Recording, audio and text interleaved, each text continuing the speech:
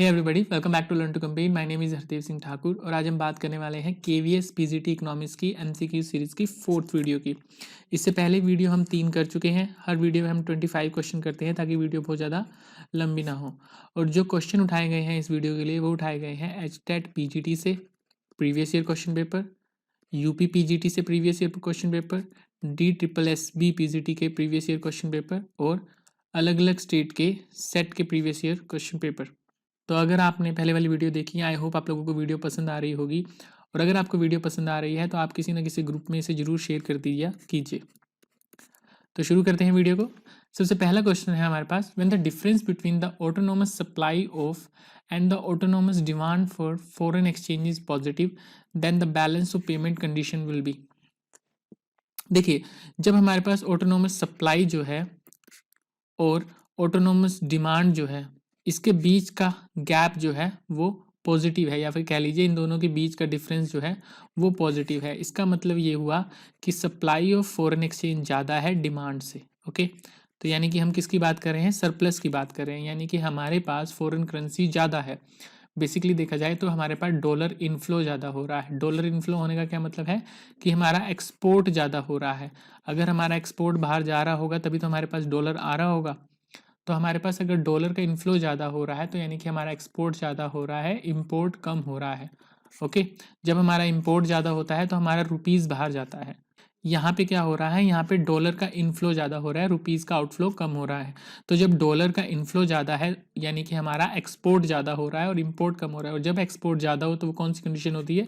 Surplus की condition होती है। तो यहाँ पे जो आंसर हो जाएगा वो हो जाएगा ऑप्शन 2।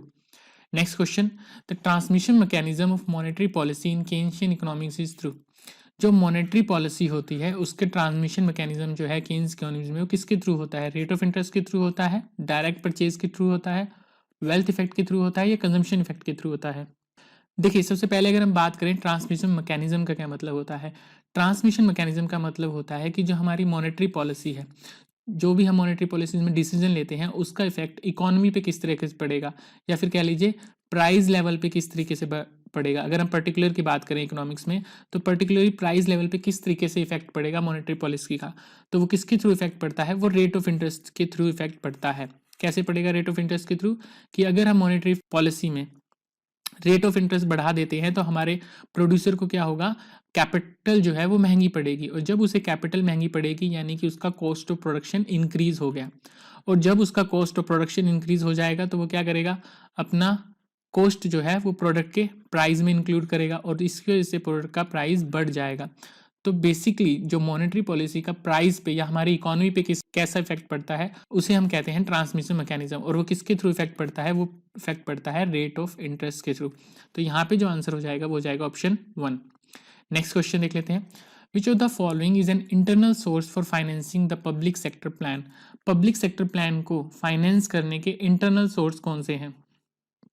देखिए, जो पब्लिक सेक्टर होता है, जो गवर्नमेंट होती है, वो कौन कौन से इंटरनल सोर्स के थ्रू अपने जो प्लान्स हैं उनको फाइनेंस करती है, या फिर कह दीजिए उन पे मनी कहाँ से कलेक्ट करती है उनके लिए। जो भी उन्होंने प्लान कर रखा है कि हम यहाँ यहाँ एक्सपेंडिचर करेंगे, उसके लिए उनके पास मनी कहाँ से आने वाली है।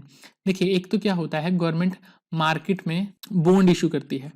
ठीक है, बॉन्ड इशू करेगी और उसके थ्रू वो पैसा कलेक्ट करेगी, या फिर वो स्मॉल सेविंग स्कीम निकालती है जिसमें लोग पैसा डालते हैं और वो बाद में लोगों को इंटरेस्ट के थ्रू पैसा वापस देती है। ठीक है, तो या तो बॉन्ड के थ्रू वो पैसा कलेक्ट करेंगे, या स्मॉल सेविंग के थ्रू पैसा कलेक्ट करेंगे, या डायरेक्ट और इनडायरेक्ट टैक्स के थ्रू वो पैसा कलेक्ट करेंगे, या फिर डेफिसिट फाइनेंसिंग करेंगे। ठीक है, डेफिसिट फाइनेंसिंग का क्या मतलब है? मार्केट से बोरो करेंगे वो पैसा। तो टैक्सेशन भी ठीक है, डोमेस्टिक सेविंग यानी कि स्मॉल सेविंग स्कीम्स निकालती है, जो वो सेविंग से भी वो पैसा कलेक्ट करती है लोगों की, टैक्सेशन से भी पैसा कलेक्ट करती है, और मार्केट बोरोइंग से भी पैसा कलेक्ट करती है गवर्नमेंट। और उसी के थ्रू ही वो जो अपने प्लान्स होते हैं जिसे हम पब्लिक सेक्टर प्लान कहते हैं उनको फाइनेंस करती है।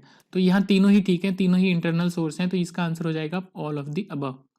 नेक्स्ट क्वेश्चन देख लेते हैं, the reserve bank of India issue notes under which of the following method. जो रिजर्व बैंक ऑफ इंडिया है वो इनमें से किस मेथड के थ्रू नोट इशू करता है? Fix fiduciary system, maximum fiduciary system, proportional reserve system, या फिर मिनिमम रिजर्व सिस्टम? देखिए, जो रिजर्व बैंक ऑफ इंडिया है वो मिनिमम रिजर्व सिस्टम को फॉलो करता है। अब मिनिमम रिजर्व सिस्टम का क्या मतलब है कि उन्होंने मिनिमम जो है वो 200 करोड़ का रिजर्व रखना ही रखना है, ठीक है। पैसे इशू करने से पहले वो मिनिमम 200 करोड़ का रिजर्व रखेंगे ही रखेंगे अपने पास। अब जो ये 200 करोड़ है वो डिवाइडेड होता है, 115 करोड़ रख सकता है RBI as a gold coin या फिर गोल्ड बुलियन के रूप में। अब ये गोल्ड बुलियन क्या होता है, ये प्योर गोल्ड होता है, प्योर गोल्ड की फॉर्म में होता है। अगर आपने देखा हो गोल्ड की ईंट की तरह बार जो बने होते हैं वो बार प्योर गोल्ड होता है, तो या तो कॉइन के रूप में होगा या फिर ये इस बार के रूप में होगा। तो 115 करोड़ तो वो इस फॉर्म में रख सकते हैं और बाकी जो है वो फॉरेन करेंसी के रूप में रख सकते हैं, ठीक है। तो इतना पैसा तो उनको मिनिमम रखना है और उसके बाद वो कितने भी नोट चाहे इशू कर सकता है आरबीआई। ओके, तो अब मिनिमम रिजर्व सिस्टम आरबीआई ने अपनाया, क्या होता है, मिनिमम रिजर्व सिस्टम अपनाया था ताकि इकोनॉमी में मनी सप्लाई बढ़ाई जा सके।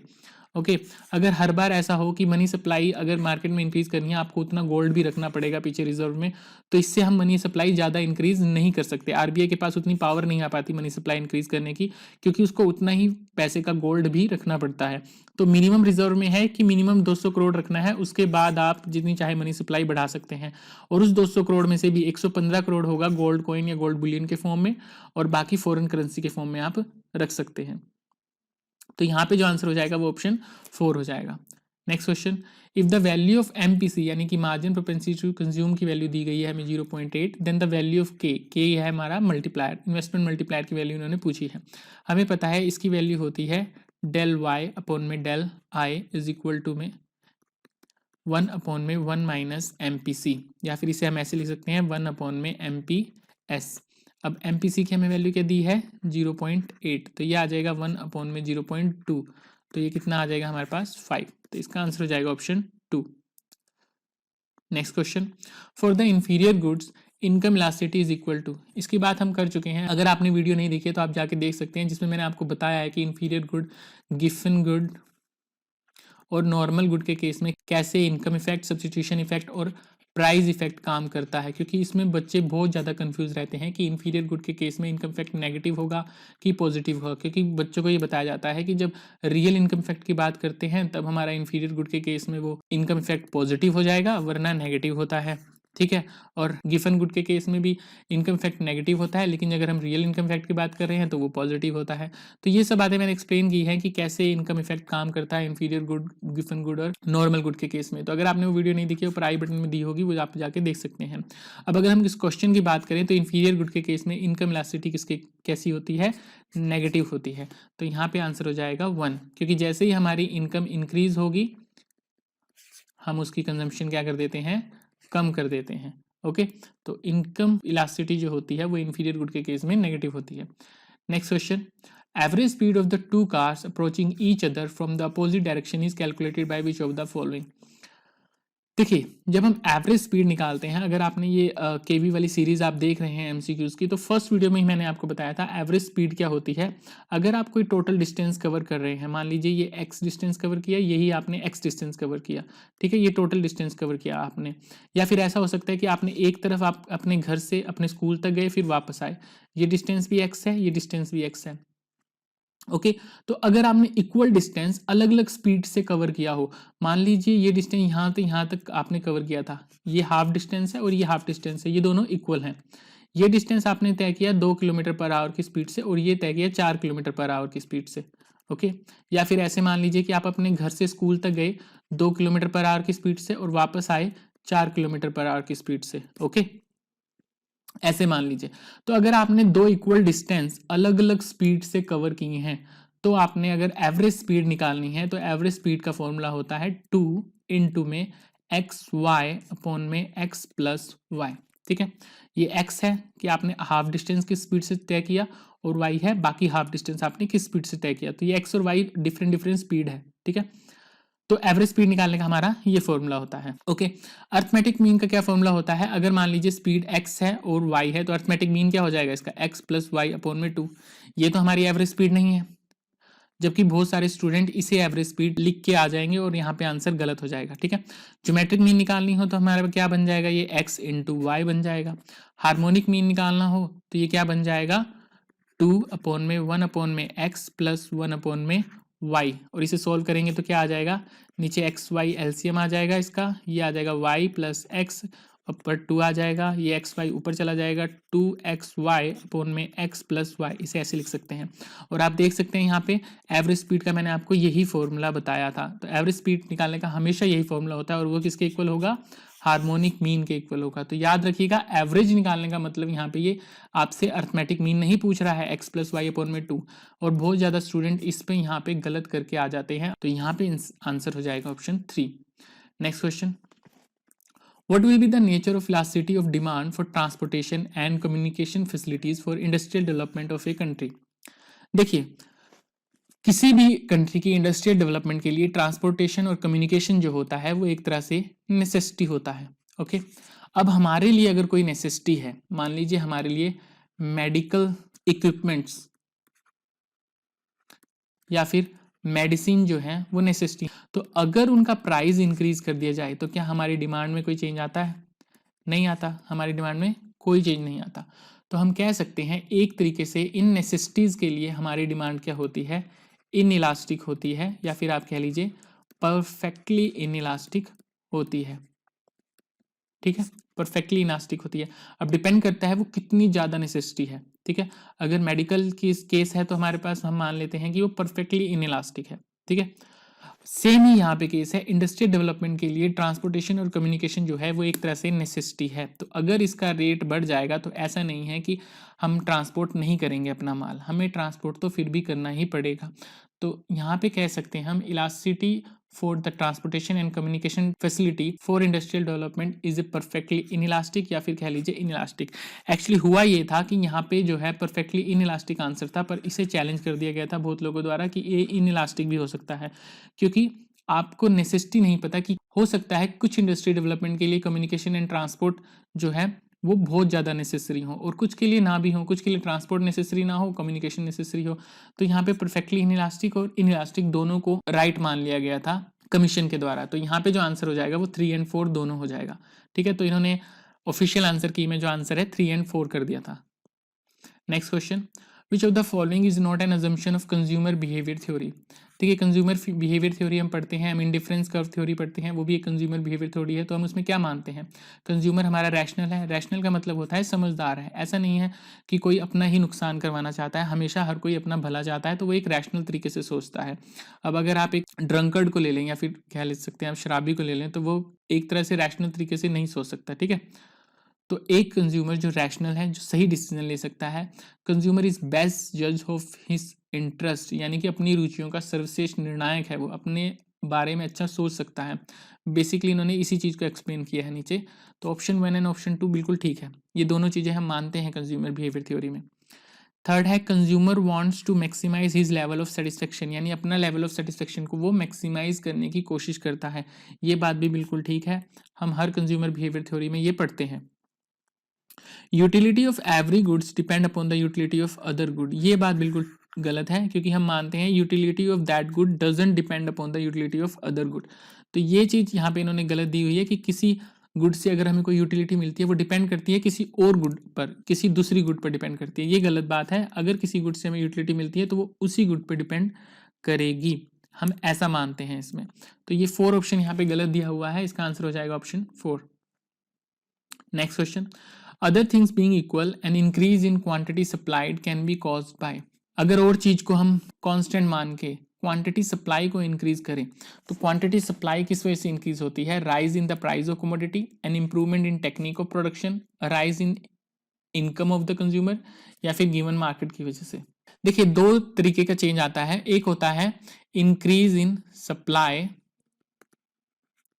ठीक है, एक होता है इंक्रीज इन क्वांटिटी सप्लाइड। जब हम क्वांटिटी सप्लाइड की बात कर रहे हैं तब हम बात कर रहे हैं movement in the supply curve. ठीक है, ये हमारी सप्लाई कर्व है, ये हमारा प्राइस है, ये हमारी क्वांटिटी सप्लाई हो रही है। जैसे ही प्राइस इंक्रीज हो गया, क्वांटिटी सप्लाई कितनी हो गई, 2 हो गई। ठीक है, जब क्वांटिटी सप्लाइड लिखा है तो हम मूवमेंट की बात कर रहे हैं। पहले हम सप्लाई कर्व पे यहाँ पर थे, फिर हम यहाँ पर पहुंच गए। जैसे ही प्राइस इंक्रीज हुआ हम इस पॉइंट पे पहुंच गए। तो ये किसकी वजह से हो रहा है? प्राइस की वजह से हो रहा है। अगर सिर्फ लिखा होता है इंक्रीज इन सप्लाई, तो इंक्रीज इन सप्लाई का मतलब है कि सप्लाई कर्व हमारी आउटवर्ड शिफ्ट हो गई, यानी कि सेम प्राइस पर हम ये क्वांटिटी बाई कर रहे हैं, प्राइस उतना ही है लेकिन सप्लाई कर्व क्योंकि राइटवर्ड शिफ्ट हो गई, अब हम ज़्यादा क्वांटिटी। और ये किसकी वजह से हो सकता है? हो सकता है कंज्यूमर की इनकम इंक्रीज हो गई हो हमारे, ठीक है। ये बहुत वजह से हो सकता है, टेक्निक ऑफ प्रोडक्शन चेंज होने की वजह से भी हो सकता है, कंज्यूमर की इनकम की वजह से हो सकता है, मार्केट में चेंज आने की वजह से भी हो सकता है, ठीक है। तो ये जो अलग ऑप्शन दिए गए हैं, ऑप्शन 2, ऑप्शन 3 और ऑप्शन 4, ये इंक्रीज इन सप्लाई जो है इनकी वजह से भी हो सकती है, ठीक है। लेकिन जो इंक्रीज इन क्वांटिटी सप्लाइड होगी वो हमेशा प्राइस की वजह से होगी, याद रखना। तो यहाँ पे जो आंसर हो जाएगा वो ऑप्शन 1 हो जाएगा।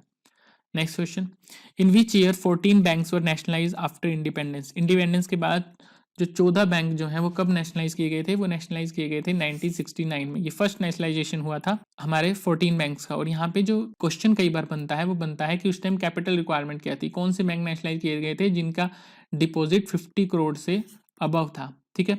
उसके बाद सेकंड नेशनलाइजेशन भी हुआ था। सेकंड नेशनलाइजेशन हुआ था 1980s में। उस टाइम 6 बैंक्स जो है वो नेशनलाइज किए गए थे। तो यहाँ पे कई क्वेश्चन बनते हैं। पहला है 1969 में नेशनलाइजेशन हुआ, कितने बैंकों का हुआ? 14 बैंक का हुआ। उस टाइम डिपॉजिट की रिक्वायरमेंट क्या थी? 50 करोड़ से ऊपर डिपॉजिट होना चाहिए। फिर 1980 में हुआ, कितने बैंक का हुआ? 6 बैंक का हुआ। वहाँ पर रिक्वायरमेंट क्या थी? 200 करोड़ से ऊपर का डिपॉजिट जिन बैंकों का होगा, ठीक है। उस टाइम वो कितने बैंक थे? 6 बैंक थे। तो इस क्वेश्चन का आंसर हो जाएगा option 3। Next question, in what context is the year 1921 is known as the great divide year for India? देखिए 1921 को जो है वो ग्रेट डिवाइड ईयर कहते हैं। क्यों? क्योंकि उसके बाद जो है हमारी पॉपुलेशन जो है कांस्टेंट अमाउंट से बढ़नी शुरू हो गई थी, ठीक है। हुआ क्या था, 1901 से 1911 तक हमारी पॉपुलेशन बढ़ी है 5.9% के आसपास, ओके। फिर 1911 से 1921 में हमारी पॉपुलेशन बढ़ी है 0.39% के आसपास। तो यहाँ पे एक कांस्टेंट अमाउंट से पॉपुलेशन नहीं बढ़ रही थी। कभी आप देख सकते हैं ज़्यादा अमाउंट से बढ़ रही थी, कभी फिर कम अमाउंट से बढ़ रही थी। लेकिन 1921 के बाद क्या हुआ, हमारी पॉपुलेशन जो है वो 2 डिजिट में एक कांस्टेंट अमाउंट से बढ़ रही थी, यानी 1921 से 31 तक बढ़ी वो 11%, ठीक है।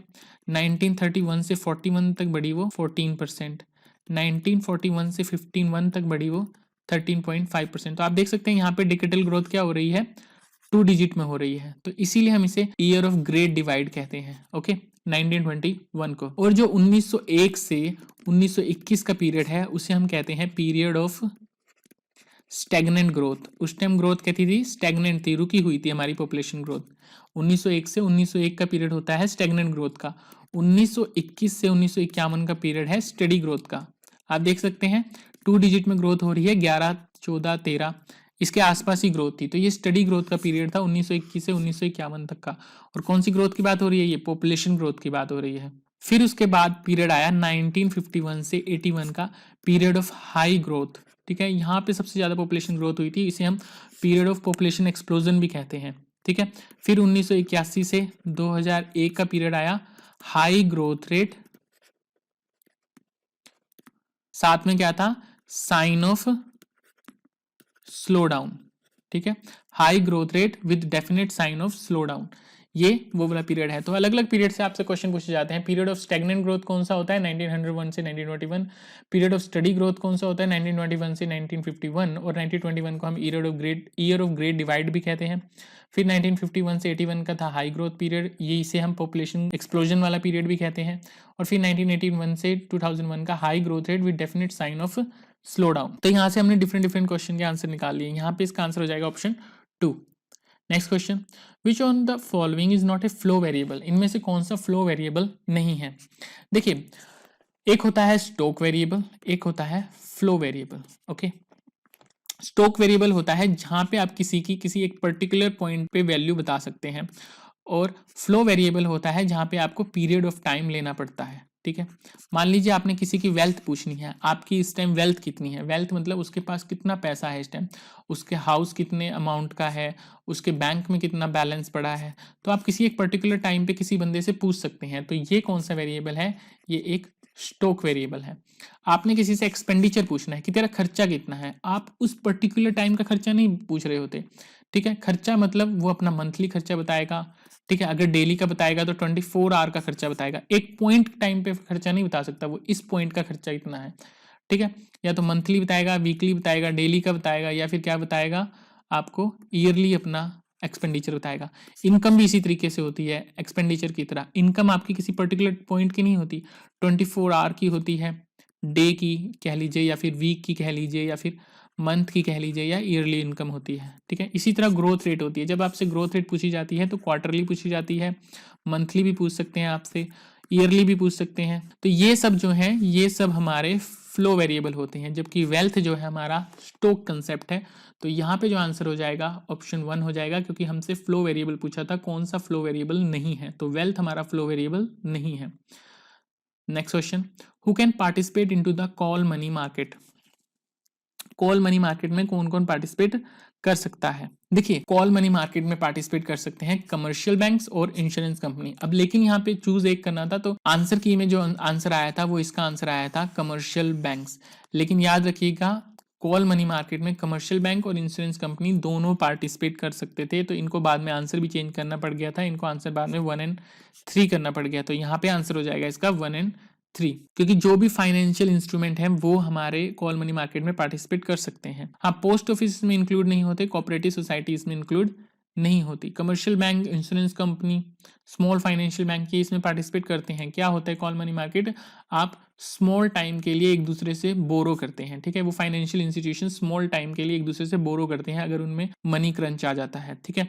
तो कमर्शियल बैंक और इंश्योरेंस कंपनी दोनों इसमें पार्टिसिपेट करते हैं, तो 1 and 3 इसका करेक्ट आंसर हो जाएगा। Next question, which of the following is not a weighted index number. देखिए, वेटेड इंडेक्स नंबर वो होते हैं जहां पे आप किसी प्राइस या क्वांटिटी को एक तरह से वेट दे के चलते हैं, ठीक है।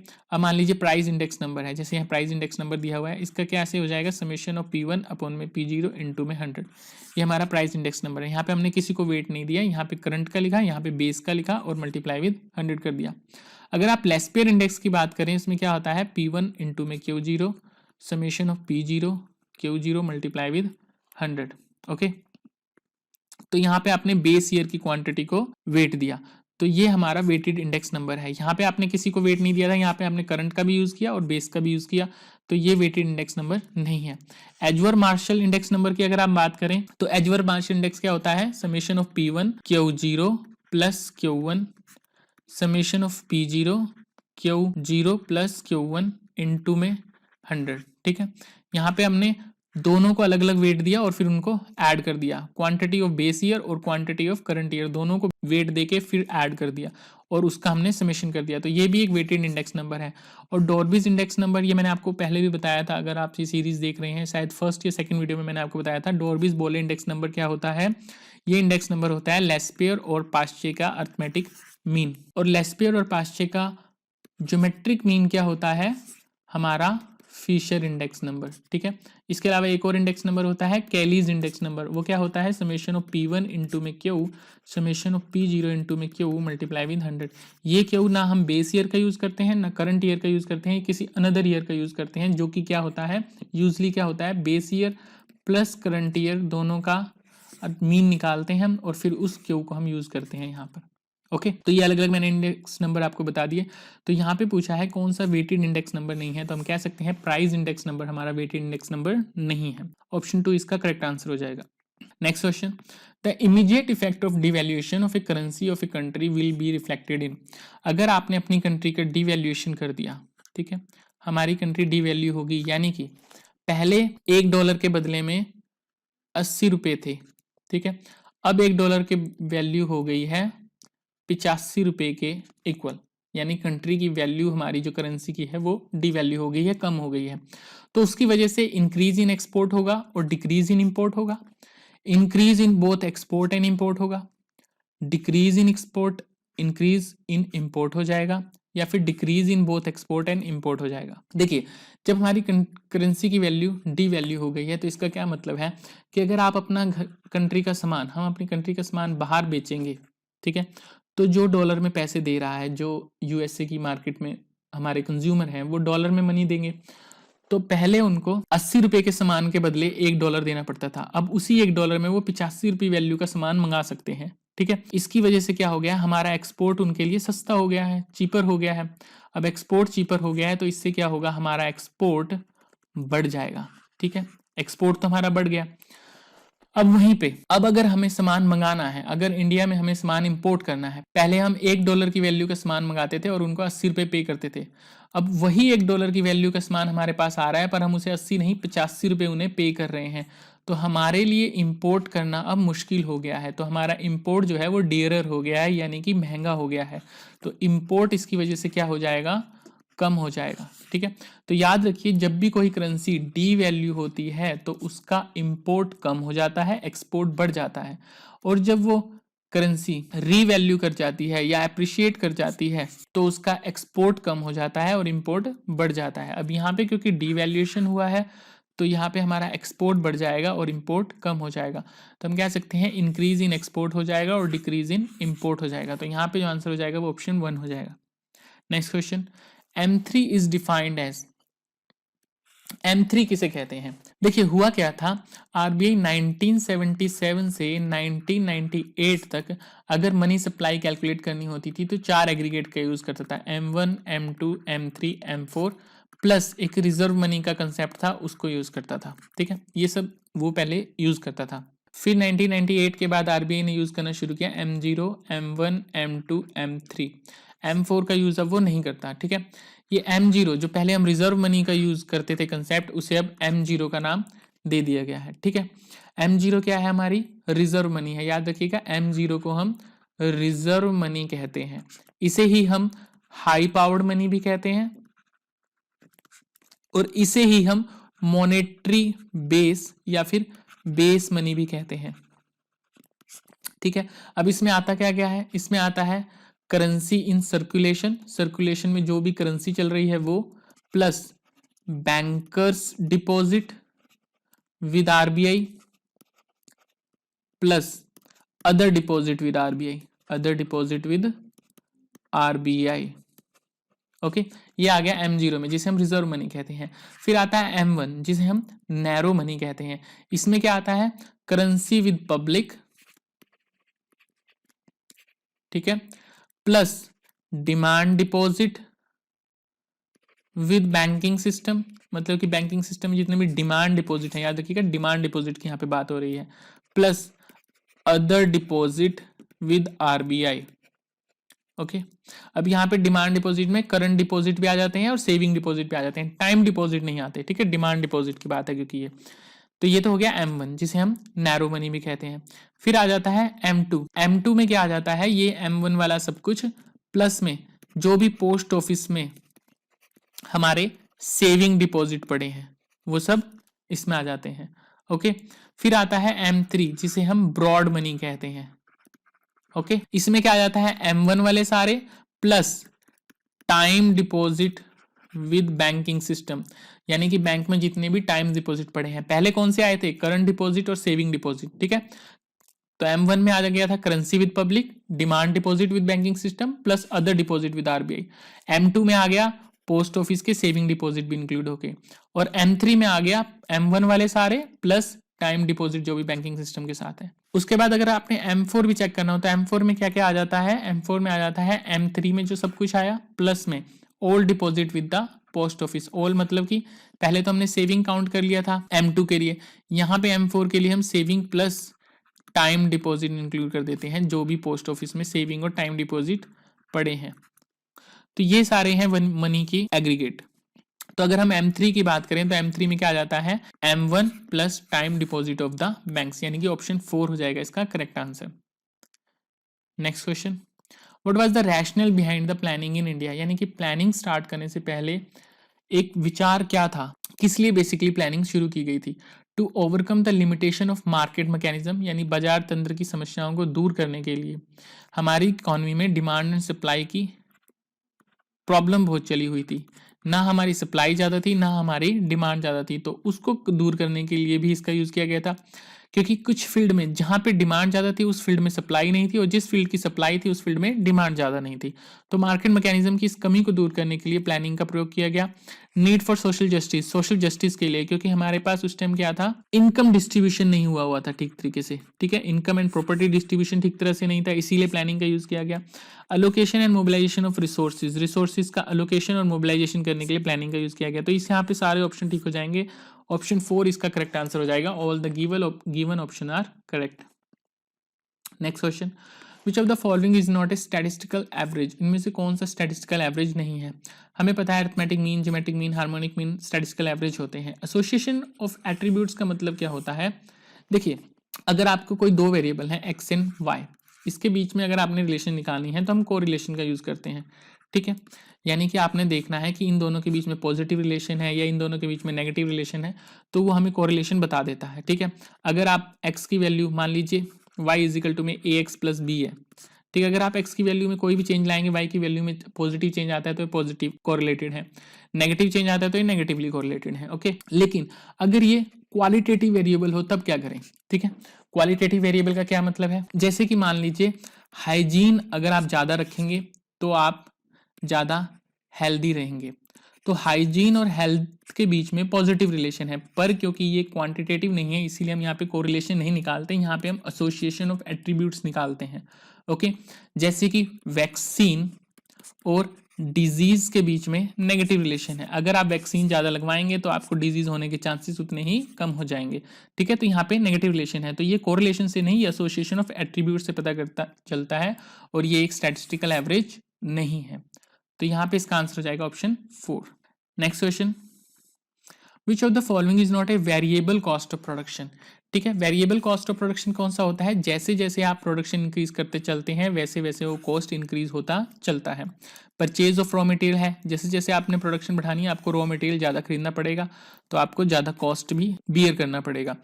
Wages to casual labour, labour को जो आपने वेजेस देनी है उसके लिए भी आपको कॉस्ट देना पड़ेगा, क्योंकि जैसे जैसे आप प्रोडक्शन इंक्रीज करेंगे वैसे वैसे आपको लेबर ज़्यादा लगानी पड़ेगी और उनका कॉस्ट इनकर करना पड़ेगा। Insurance premium of the building, ये हमारा वेरिएबल कॉस्ट नहीं है, ये हमारा फिक्स कॉस्ट है। आपने एक फैक्ट्री लगाई और उस बिल्डिंग का आपने इंश्योरेंस करा दिया, यह आपको एक ही बार देना है, ऐसा नहीं है आपकी प्रोडक्शन इंक्रीज हो रही है, आपने 2 यूनिट प्रोड्यूस करी तो इंश्योरेंस का चार्जेस बढ़ जाएंगे, 3 यूनिट प्रोड्यूस करी तो और चार्जेस बढ़ जाएंगे, फिर 4 यूनिट करी तो और ज़्यादा चार्जेस देने पड़ेंगे, ऐसा नहीं है।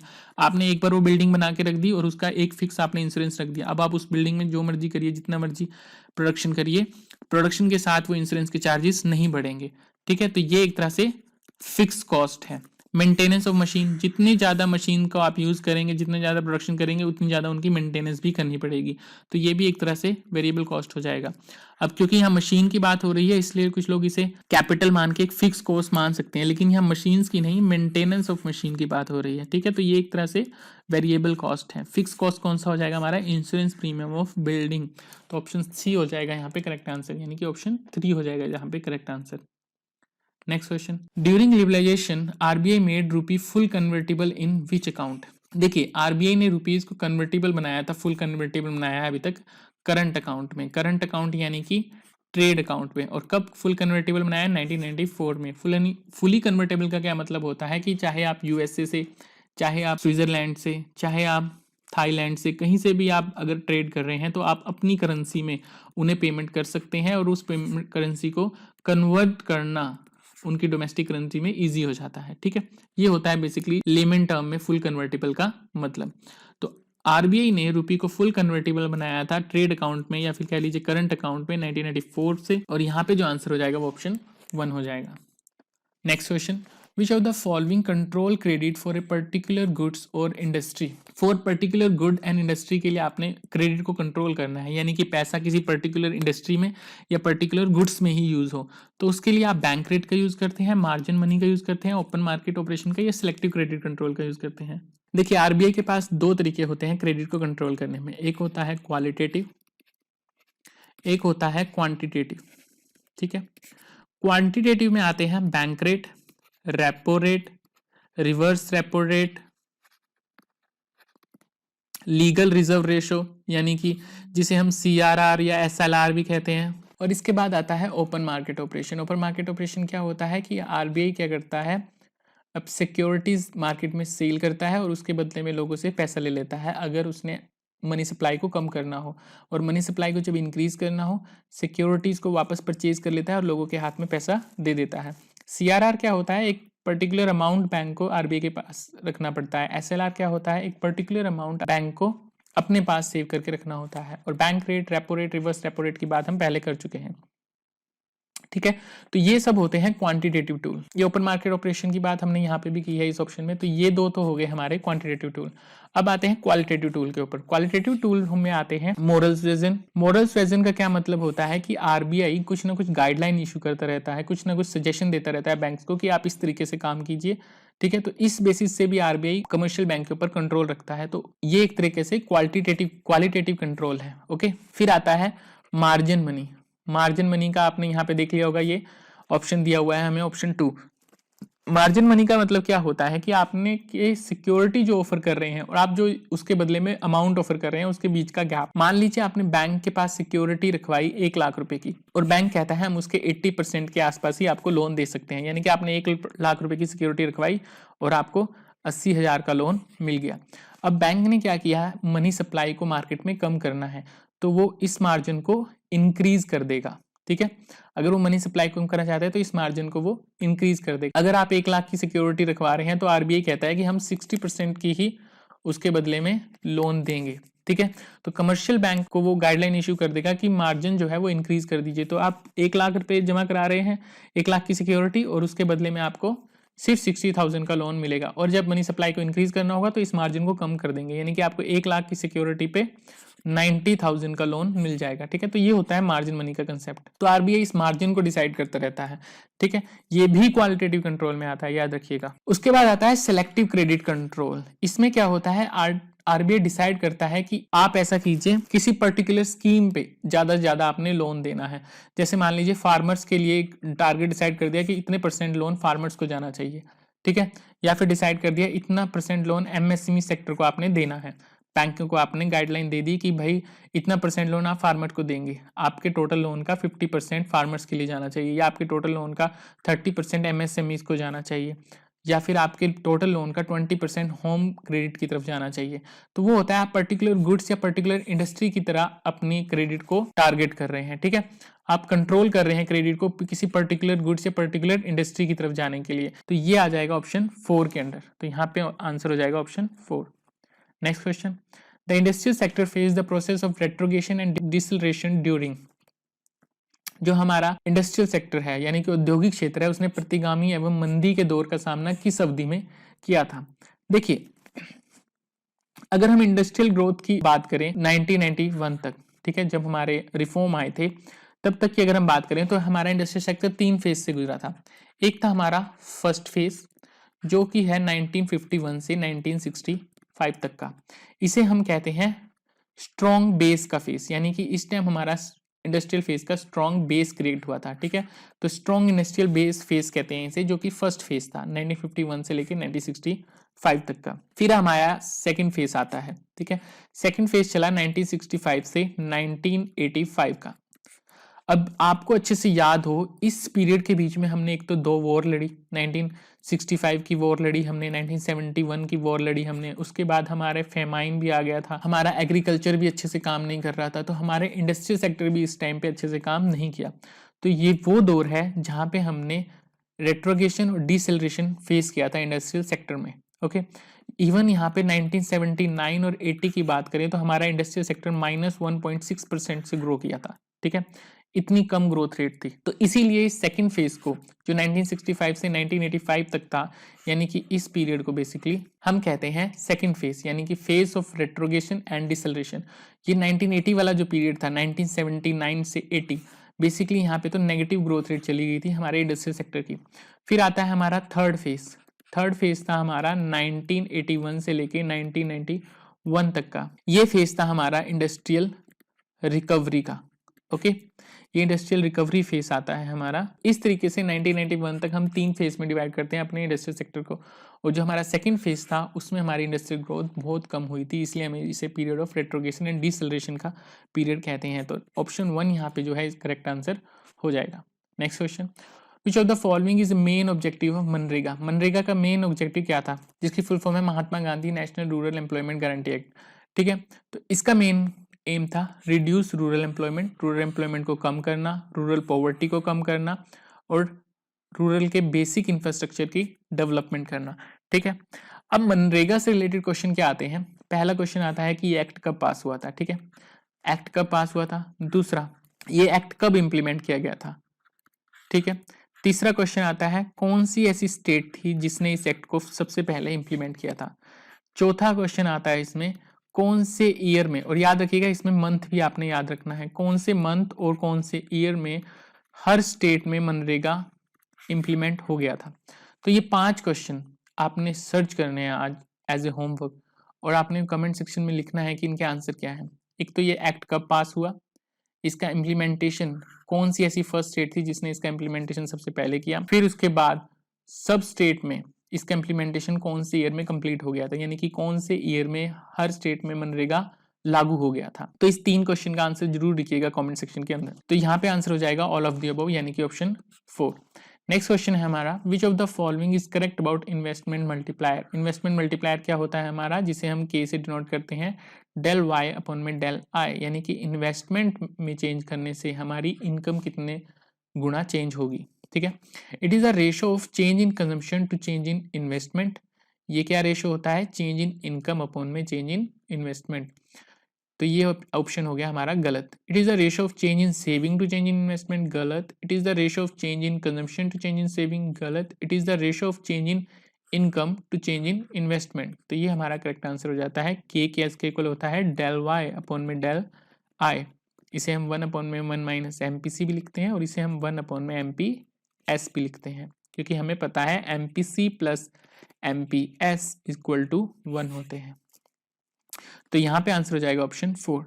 तो ये थे आज के 25 क्वेश्चन। आई होप आप लोगों को पसंद आए होंगे, और अगर आपको पसंद आया तो इसे शेयर जरूर कीजिएगा किसी न किसी ग्रुप में, किसी न किसी फ्रेंड के साथ जो केवीएस की तैयारी कर रहे हैं, या DSSS की तैयारी कर रहे हैं, या HSSC की तैयारी कर रहे हैं, HP टेट की तैयारी कर रहे हैं। तो मिलते हैं नेक्स्ट वीडियो में, तब तक बी सेफ, कीप लर्निंग। जय हिंद, धन्यवाद।